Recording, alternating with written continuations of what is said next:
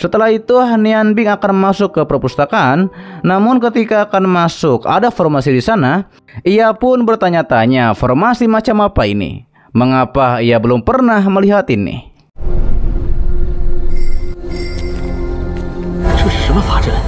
Sementara itu kembali ke Bukit Kesunyian, Sha-Fan terkejut. Ternyata penguasa Yo benar-benar menjadi seorang lich.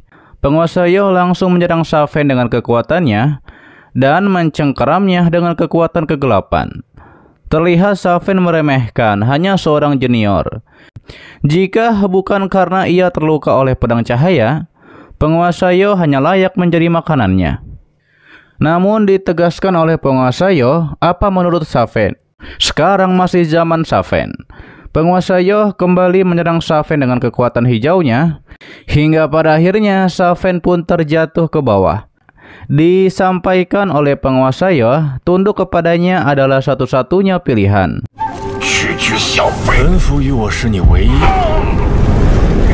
Akan tetapi Sha-Fan meremehkan, seorang lich tidak layak membuatnya tunduk. Dikatakan oleh penguasa Yo layak atau tidak. Ia pikir Sha-Fan akan mengerti setelah melihat ini. Ia pun langsung mengeluarkan botol dengan segel Meudas yang sebelumnya dicuri dari para Raja Naga. Setelah melihat botol tersebut, Sha-Fan menanyakan, apa yang akan penguasa Yo lakukan? Dijelaskan oleh penguasa Yo, siapapun yang bisa membuka segelnya, maka bisa menjadi penguasa benua Vanishad. Apakah Sha-Fan tidak mau?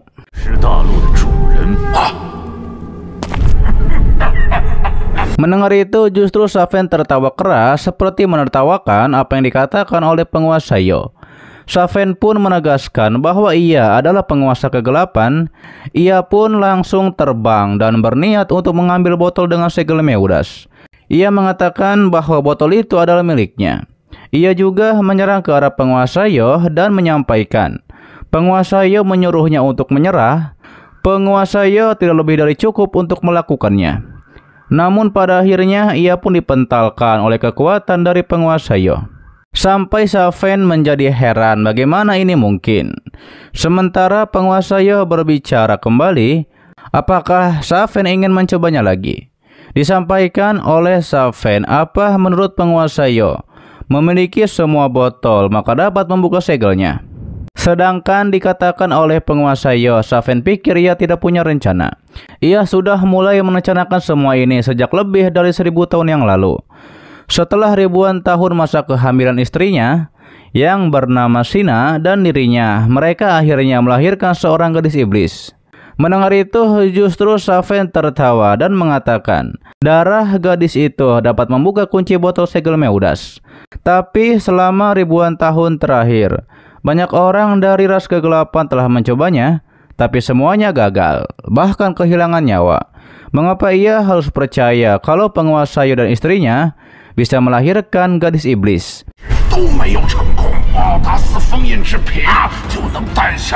Kemudian Sina langsung turun dan mengatakan bahwa itu semua bisa terwujud karena mengandalkan kemampuannya. Ia pun langsung memperlihatkan kekuatannya, yaitu sayap merah dan mata emas, dan Sina adalah ratu vampir. Dikatakan oleh Sha-Fan, seorang lich dan ratu vampir membesarkan seorang gadis iblis. Hal ini memang mungkin.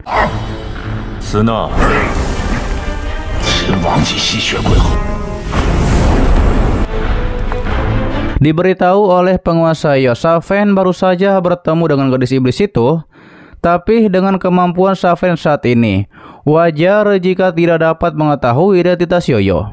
Mendengar hal tersebut, Sha-Fan baru menyadari bahwa gadis itu adalah Yoyo. Hal itu dibenarkan oleh penguasa Yo.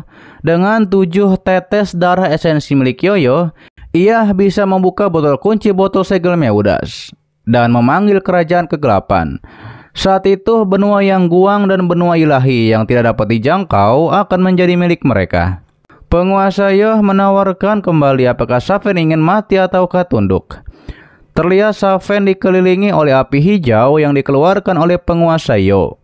Akhirnya ia pun tidak kuat dan berjanji setia kepada penguasa Yo. Namun ternyata diam-diam ia merencanakan, setelah ia mengambil gadis penyihir, perlakuan penguasa Yoh terhadap dirinya ia akan balas berkali-kali lipat.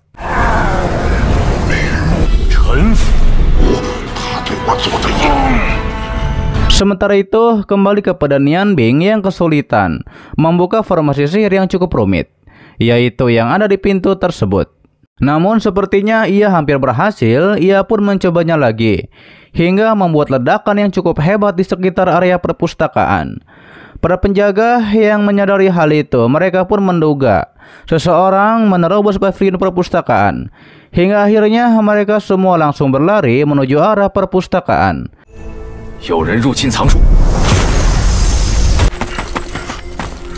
Kembali kepada Nian Bing, ia tahu melucuti formasi sesuai urutan pasti memicu bahaya. Orang yang mengatur formasi ini sungguh licik.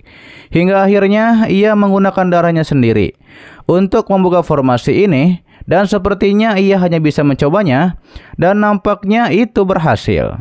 Keluarlah singa api yang menarik Nian Bing ke arah pintu.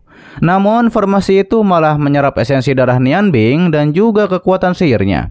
Nian Bing yang melihat bahwa para penjaga semakin dekat, ia tahu bahwa ia tidak boleh tertangkap. Kemudian ia pun nampaknya akan mencoba kekuatan sihir esnya untuk menghentikan pelucutan formasi. Namun secara tiba-tiba saja pintu pun terbuka dan menarik Nian Bing ke dalamnya.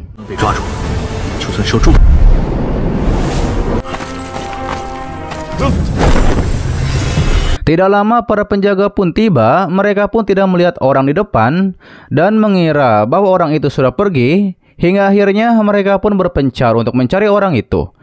Kembali kepada Nian Bing yang sudah ada di dalam perpustakaan, ia tahu mata formasi terakhir dari formasi sihir ternyata garis keturunan keluarga Rong.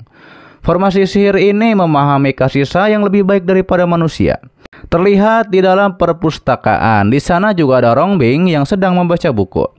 Kemudian ketika Nian Bing membaca salah satu buku,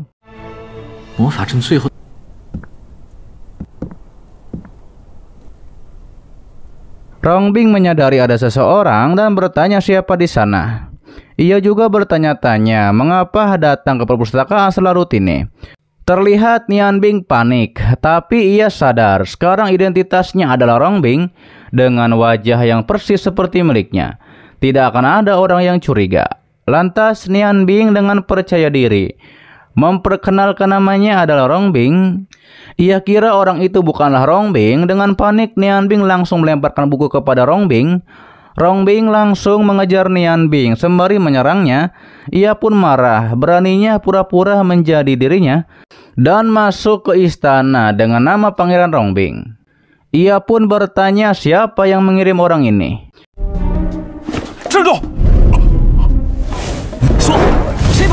Kemudian terjadilah pertarungan sihir api di antara mereka berdua. Terlihat Nian Bing tahu ia sangat mudah untuk masuk tapi sulit untuk keluar. Ia bertanya-tanya apa tidak ada tempat lain untuk pergi. Sementara itu dikatakan oleh Rong Bing bahwa Nian Bing tidak bisa kabur. Formasi sihir di perpustakaan telah diaktifkan dan Nian Bing tidak bisa lari. Bahkan jika Nian Bing ingin menerobos, kesatria singa api yang ada di luar akan langsung menangkap Nian Bing. Nian Bing pun berpikir jika ia tertangkap, anggota keluarga Rong tidak akan pernah membiarkannya pergi hidup-hidup.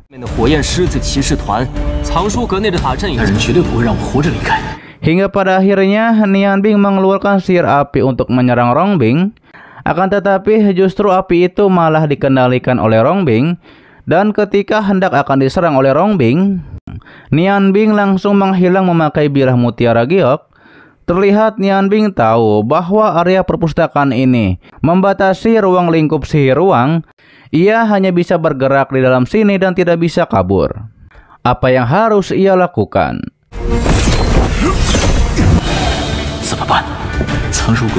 Setelah hal itu terjadi kembali pertarungan sihir di antara mereka berdua. Nian Bing juga menggunakan tangan kiri Dewa Api untuk menyerang Rong Bing. Hal itu membuat Rong Bing semakin penasaran siapa orang ini yang menguasai keterampilan keluarga Rong. Ditambah lagi ia pun marah mengapa Nian Bing tidak berbicara.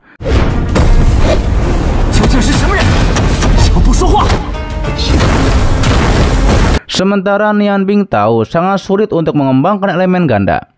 Karena Rong Bing adalah seorang cendekiawan sihir. Kendali atas sihir api lebih akurat daripada miliknya. Ketika itu dikatakan oleh Rong Bing, sepertinya Nian Bing telah mempelajari banyak gerakan keluarga Rong. Ia penasaran apakah Nian Bing tahu langkah selanjutnya yang akan ia gunakan. Kemudian mereka berdua pun melakukan gerakan yang sama untuk mengeluarkan sihir api. Terjadi benturan kekuatan sihir api di antara mereka berdua.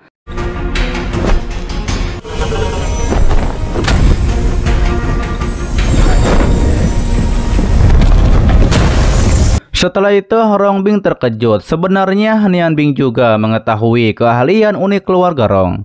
Siapa sebenarnya Nian Bing ini? Mengapa tidak mau berbicara? Kemudian Nian Bing langsung mengingat ketika di masa kecilnya. Ia pun diperlihatkan oleh Rong Bing sihir yang Rong Bing buat. Dan hanya Nian Bing yang mengetahui tentang ini. Nian Bing,